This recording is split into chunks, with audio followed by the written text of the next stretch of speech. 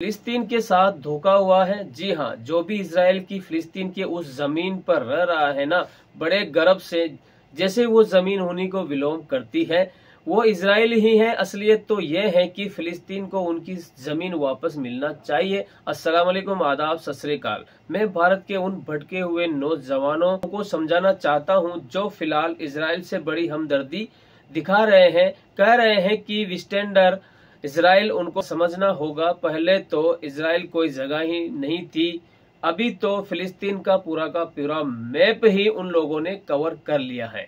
ऐसी जमीन हड़पी है। बेशक इजराइल में जिन मुसलमानों की मौत हुई है और फिलिस्तीन में सालों साल फिलिस्तीन में जिन मासूमों की मौत होती आई है, हमारी हमदर्दी उनके साथ है। पर किसी के घर पर अवैध कब्जा करना सरासर हराम है, धोखाधड़ी है और हम उनके खिलाफ हमेशा खड़े रहेंगे, चाहे सरकार हमारे अपोज में हो जाए। और ये जो तबाही इजराइल के आतंकवादियों ने मचाई है, सालों साल से उसका एनालिसिस हमारी बहन है प्रज्ञा मिश्रा जो लेकर आई हैं। वो जानते हैं कि इंडिया हमेशा फ़िलिस्तीन के साथ रहा है, कभी भी इसराइल का साथ हिंदुस्तान ने नहीं दिया। और क्या है ना, फ़िलहाल मोदी सरकार है, अंधभक्तों का बोलबाला है। वो जो भेड़ चाल होती है ना, जिसमें कोई एक भेड़ जिस तरफ जा रही होती है, सारा झुंड वहीं पर पहुंच जाता है। जिस तरीके से गुमराह भटके हुए नौजवान भी इजराइल का साथ देने पहुंच गए।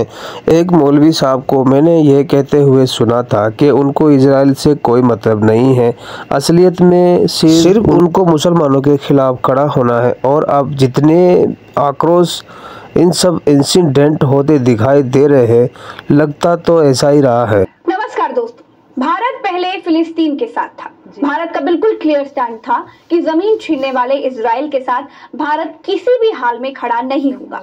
अटल का दौर बदला और भारत भी बदल गया। अब भारत इजराइल के साथ है, लेकिन इजराइल बना कैसे फिलिस्तीन की जमीन पर शरणार्थी बनकर के आया और फिलिस्तीन को ही निकल गया। आज के हमारे वीडियो का फोकस इस बात पर रहेगा कि इजराइल ने फिलिस्तीन की जमीन कैसे छीन ली और कैसे अमेरिका से गलबहियां करके देश की मान्यता ले ली और कैसे इजराइल को अमेरिका सपोर्ट करता है, प्रमोट करता है। तो दोस्तों बिल्कुल शुरू से शुरू करते हैं, जिससे पूरी बात आपको एकदम आराम से समझ में आ जाए। दोस्तों, भूमध्य सागर और जॉर्डन नदी के बीच पड़ने वाले फिलिस्तीन को यहूदी, मुसलमान और ईसाई तीनों धर्म के लोग अपनी पवित्र जगह मानते हैं। इस इलाके पर ऑटोमन साम्राज्य का कब्जा था। ऑटोमन साम्राज्य ने 4 सदी से भी ज्यादा लंबे वक्त तक फिलिस्तीन पर राज किया। 19वीं सदी के आखिर में यूरोप से फिलिस्तीन में यहूदियों का पलायन शुरू हुआ। इसे पहला आलिया कहा गया।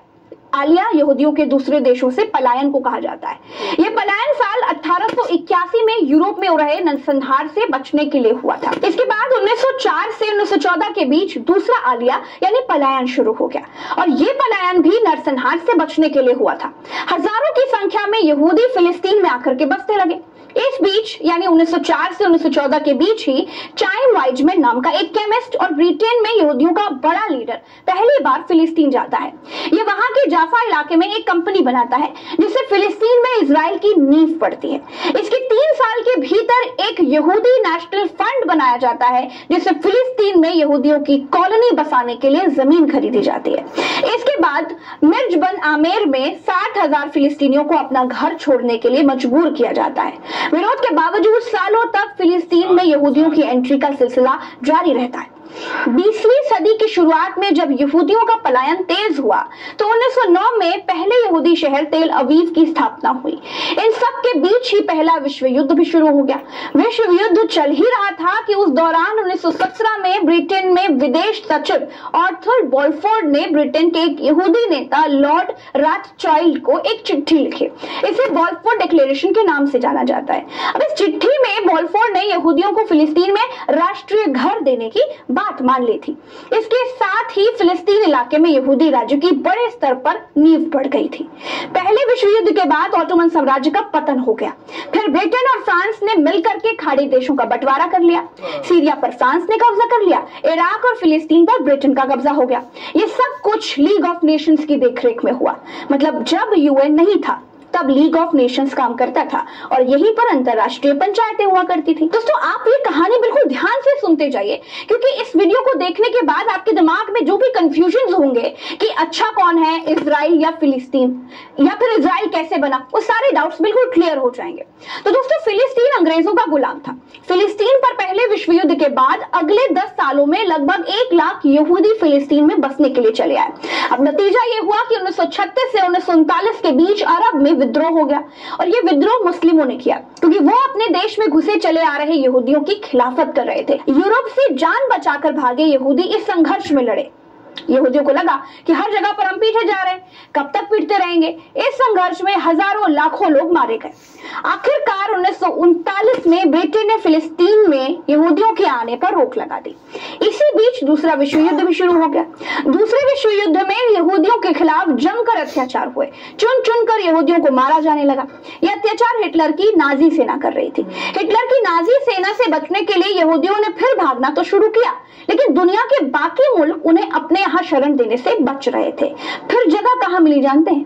फिर जगह मिली फिलिस्तीन में। जब ये सब कुछ हो रहा था तब गुपचुप तरीके से एक आलिया भट्ट नाम से एक आंदोलन भी चल रहा था। इसके जरिए यहूदियों को गुपचुप तरीके से फिलिस्तीन में बसाया जाने लगा। एक अनुमान के मुताबिक दूसरे विश्व युद्ध के आखिर तक फिलिस्तीन में यहूदियों की आबादी 30% से ज्यादा हो गई थी। अलग यहूदी राष्ट्र की मांग होने लगी। यहूदियों के लिए वैसे तो अलग देश की मांग लंबे समय से हो ही रही थी, लेकिन दूसरे विश्व युद्ध और नाजियों के हाथों यहूदियों के नरसंहार के बाद ये मांग और भी ज्यादा तेज हो गई। ब्रिटेन ने यहूदी और अरब प्रतिनिधियों के साथ बातचीत करके मसले को सुलझाने की पूरी कोशिश की, लेकिन बात नहीं बनी। यहूदी फिलिस्तीन को यहूदी और अरब देश में बांटने की मांग पर अड़े थे, जबकि अरब इसके खिलाफ में था। 15 मई 1947 को ब्रिटेन ने इस मामले को संयुक्त राष्ट्र की महासभा के पास भेज दिया। सितंबर 1947 में संयुक्त राष्ट्र में एक प्रस्ताव रखा गया। प्रस्ताव में एक अरब मुल्क और एक यहूदी देश की बात थी। 48% हिस्सा फिलिस्तीन को दिया गया और 44% हिस्सा इजराइल को दिया गया, जबकि यरूशलेम के 8% हिस्से की जमीन अंतर्राष्ट्रीय नियंत्रण के हिस्से में थी। दिसंबर 1947 में गृह युद्ध शुरू हो गया। इस बीच ब्रिटेन ने ऐलान किया कि 15 मई 1948 को वो यहाँ से चले जाएंगे। इस ऐलान के बाद यहूदी विद्रोह संगठनों की कार्रवाई में 2.5 लाख से ज्यादा अरबों ने फिलिस्तीन छोड़ दिया।